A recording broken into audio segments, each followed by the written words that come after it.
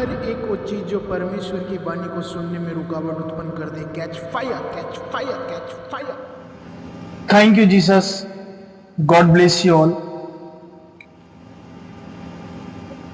तब सर्प ने कहा, तुम निश्चय न मरोगे। हालेलुया। वरन परमेश्वर आप जानता है कि जिस दिन तुम उस वृक्ष का फल खाओगे उसी दिन तुम्हारी आंखें खुल जाएगी और तुम भले बुरे का ज्ञान पाकर परमेश्वर के तुल्य हो जाओगे। Thank you Lord. तब यीशु ने उससे कहा, हे शैतान, दूर हो जा, क्योंकि लिखा है, तू प्रभु अपने परमेश्वर को प्रणाम कर और केवल उसी की उपासना कर। तब शैतान उसके पास से चला गया और देखो, स्वर्गदूत आकर उसकी सेवा करने लगे। आमीन। मसीह में जीवन अजय है। पूरे अशुद्ध आत्माओं के संसार पर हम गुरु हैं। शैतान ने हम पर से अपने अधिकार और वैध हक को खो दिया है। आमीन। यूहन्ना रचित समाचार अध्याय 14 और वचन 30। Thank you Jesus. हम भोले भाले नहीं हैं। हम आदम और हवा की तरह भोले भाले और असंरक्षित नहीं हैं। शैतान के पास हमारे विरुद्ध धोखे और हमको इस्तेमाल करने को यही एकमात्र अस्त्र है। यूहन्ना रचित सुसमाचार अध्याय 8 और 44 वचन। Thank you Jesus. जैसा हमने पहले देखा कि उसके धोखे भी हम पर विजय नहीं होंगे जब हम एक बार मसीह में अपने विशेष अधिकार को जान लेते हैं। आमीन। सच में दुष्ट अभी भी धोखे का प्रयास या अगर संभव हुआ तो चुनने का प्रयास करेगा।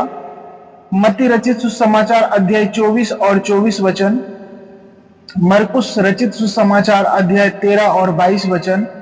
परंतु यदि हम मसीह में चलते हैं तो यह सब असंभव है।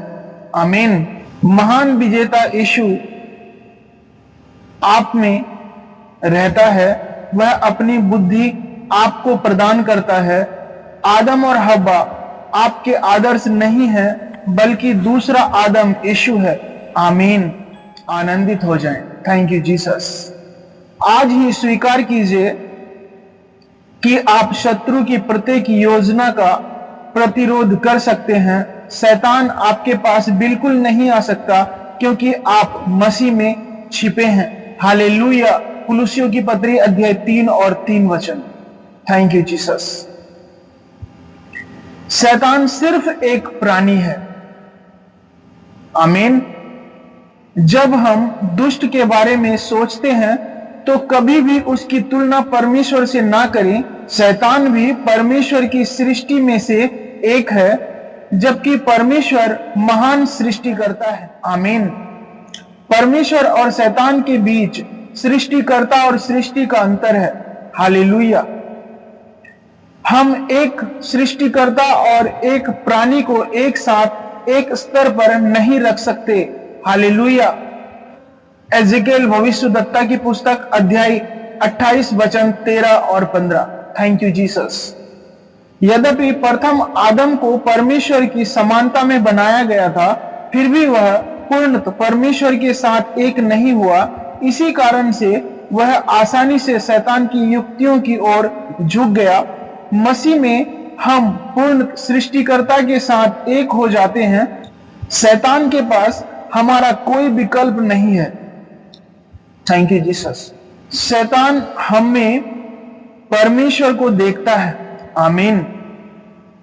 जब भी शैतान हमको देखता है, वह परमेश्वर को देखता है, क्योंकि हम परमेश्वर के स्वरूप और समानता में हैं। उत्पत्ति की पुस्तक अध्याय 1 और 28 वचन। इसी कारण से वह हमसे नफरत करता है। Thank you Jesus. गिराए जाने से पहले शैतान ने परमेश्वर के जैसा होने का लालच किया और इस प्रकार अपनी महिमा को खो दिया। यशायाह भविष्यद्वक्ता की पुस्तक अध्याय 14 वचन 12 से 15। एजेकेल की पुस्तक अध्याय 28 वचन 12 से 19। अब परमेश्वर ने आदम को अपने स्वरूप में रचा, शैतान यह बर्दाश्त नहीं कर सका, वह जलन से भर गया और उसने मनुष्य में परमेश्वर के स्वरूप को खराब कर दिया। यीशु मसीह जब तक नहीं आए उसने इस अस्थाई विजय का आनंद उठाया। मसीह में उसने परमेश्वर के पूर्ण स्वभाव और महिमा को देखा, इसीलिए शैतान ने यीशु मसीह को क्रॉस पर मरवाया। वह इतना मूर्ख था कि समझ ही नहीं पाया कि मसीह को मारकर उसे लाखों छोटे छोटे मसीहियों का सामना करना पड़ेगा जो पूर्ण परमेश्वर के स्वरूप और महिमा में होंगे। इसी कारण से वह हमको देखकर थरथराता है। आमीन। हम दुष्ट को वास्तव में परमेश्वर के सदृश लगते हैं और उसको भयभीत करते हैं। आमीन। हम उत्पत्ति 3 में नहीं वरन मत्ती 4 में जी रहे हैं। उत्पत्ति 3 अध्याय में हम प्रथम मनुष्य को शैतान के सामने दुखित असफलता में देखते हैं। परमेश्वर का धन्यवाद हो कि दूसरा आदम यीशु मत्ती 4 अध्याय में वैसी ही परीक्षाओं का सामना करता है और शैतान के कामों को नष्ट करने के लिए विजयी होता है। आमीन। मसीह में परमेश्वर का पुत्र होने के नाते उत्पत्ति 3 अध्याय हम पर लागू नहीं होता है। अब हम मत्ती 4 अध्याय में रह रहे हैं। जैसे यीशु ने जंगल में उसका सामना किया, वैसे ही हम भी विजेता के समान उसका सामना करेंगे। आमीन। लूका रचित सुसमाचार अध्याय 4 वचन 1 से 13। Thank you Jesus. वह शैतान की हर परीक्षा में विजय हुआ कि विजय का श्रेय हमको मिले। उसकी क्रॉस पर पूर्ण विजय भी हमारे नाम पर स्थानांतरित है। मसीह में स्वयं को विजेता जानिए। आमीन। क्या आप सोचते हैं कि परमेश्वर को देह में आकर दुष्ट की परीक्षाओं और उसके हमलों का सामना करने की क्या आवश्यकता थी? क्या परमेश्वर को इस स्तर तक झुकने की आवश्यकता है? स्वयं की रचना दुष्ट की परीक्षाओं के लिए यीशु को जंगल में जाने की क्या आवश्यकता थी? क्यों इस संसार के हाकिम ने उसको क्रॉस पर चढ़ाया? क्यों उसका मजाक बनाया गया? यह सब नाटक क्यों हुआ? क्या आप इस कुर्बानी को हल्के में ले सकते हो?